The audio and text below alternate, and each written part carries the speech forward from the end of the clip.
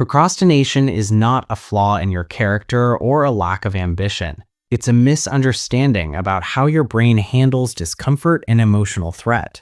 Most people think procrastination means laziness, weakness, or poor self-control, but that explanation quietly ignores what's actually happening inside your mind. If you've ever cared deeply about something and still delayed it, listen closely, because laziness doesn't explain why motivated people procrastinate the most. Think about the last task you avoided even though it truly mattered. You knew the consequences, you knew the benefits, yet you still delayed. That gap between knowing and doing feels confusing and frustrating, and over time, that confusion slowly turns into shame and self-blame.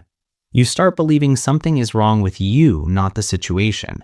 But here's the thing most people don't realize about procrastination. Your brain doesn't avoid tasks, it avoids emotional uncomfortable states. Every task carries an emotional forecast before it carries physical effort.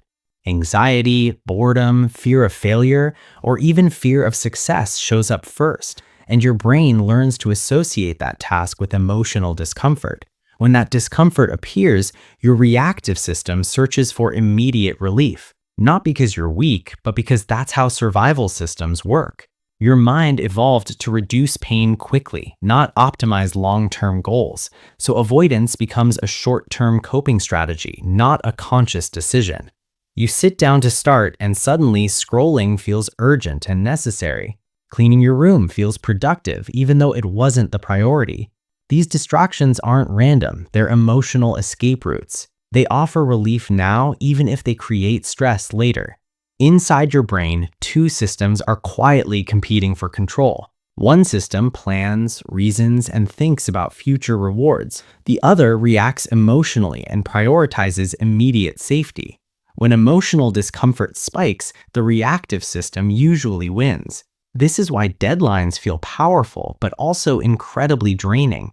Pressure temporarily overrides emotion, but it increases long-term burnout. You get things done, but at the cost of anxiety and exhaustion. Over time, your brain learns to associate work with threat.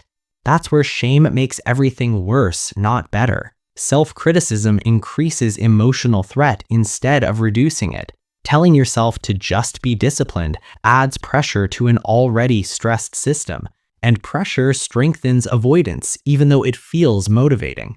What actually reduces procrastination is emotional regulation, not willpower. When emotional intensity drops, action becomes surprisingly easier. Calm creates movement more reliably than fear ever will.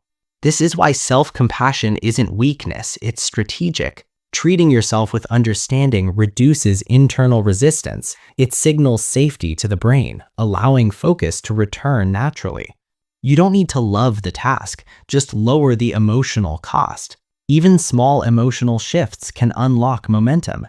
So instead of asking why you're so lazy, ask a different question. What feeling am I trying to avoid right now? Is it uncertainty, boredom, fear of judgment, or perfectionism? Naming the emotion often reduces its power immediately. Once the feeling is addressed, the task no longer feels impossible. Action stops feeling like self-punishment and starts feeling manageable. This is how progress actually works in real human brains. Procrastination is not proof that you lack discipline or ambition. It's proof that your brain is trying to protect you from discomfort. When you understand that, the entire problem changes shape.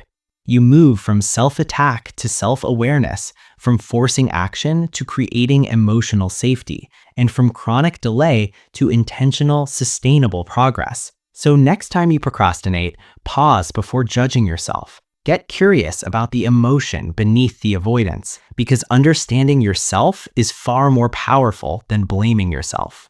If this perspective helped you see procrastination differently, you're not alone. Subscribe to ThoughtMargin for weekly insights on psychology, growth, and intentional living.